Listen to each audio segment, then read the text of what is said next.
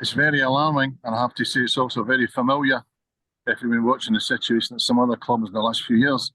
But let's focus on Morecambe, because that's what we must do right now, because the players were meant to be paid today, and they were warned last night, very late last night, by Jason Whittingham. It was possibly a bit of a cash flow problem because they'd hoped that the takeover would be through at this point. Now, I've checked today to find out if the takeover was advanced any. The EFL don't talk about these things, but any look at the background of it, if they were worried about the takeover 2 or 3 months ago, they're still going to be worried just now. So one thing has to be done, and that's done immediately. Those wages must be found some way. And although Morecambe are not the biggest players in the world, we're talking about a decent amount of money.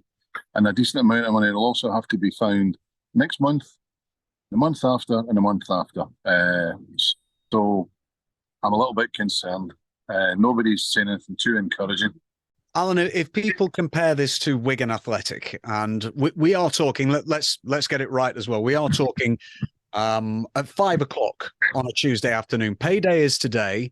There's nothing to say that it might not hit their accounts at 6 o'clock, 7 o'clock, 8 o'clock tonight. If payment is missed, and there's a comparison to Wigan Athletic here, who've had a points deduction, Wigan have been punished for repeatedly doing it, haven't they? Correct. With Wigan, it was the 4th offence. They were given a warning in advance because of previous offences. So in Morecambe's defence, this is the first time that we know of when they've been late. I think we'd have heard about it before if it had happened before. So this is the first time. They're also usually, clubs are normally given a little bit of grace to find the money, 48 hours. And I did see a reference in the email that was sent to the players and staff last night that said that they could be paid by the end of the week. So the real questions will be asked at the end of the week. If the money's not there, when's it coming? And the EFL will be aware of this now. Well, they're going to be aware because I asked them this morning what was going on.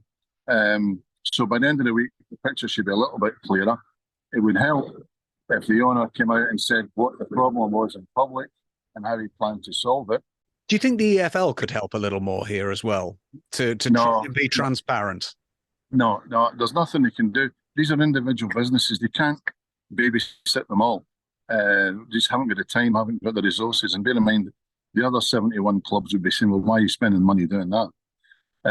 I'm afraid it's a hard world and you're left to your own devices at a time like this. And the club and people dear to the club need to get their hands in their pockets quite quickly. Now, if this takeover is happening, why has it not happened yet? And if it's not happening, can we find someone else? I mean, Tyson Fury made no secret of the fact that he was interested in helping. In fact, he obviously does help behind the scenes a little bit. But if he or any friends of his want to do it full time, I would suggest today's the time to pick up the phone. It's perhaps a little bit early in the day to be thinking about the game on Saturday. But if Morecambe's players haven't been paid by the time they go to Barnsley on Saturday, that could open more issues, couldn't it? Because of the first offence nature, they're just going to have to be sitting in a very awkward position right now. They're not actually in a position to do anything until the money's 14 days late, in which case you can ask to be a free agent. Nobody wants that to be the circumstance at all. But in terms of morale, Derek Adams is trying to pick them up for a relegation fight. It doesn't help.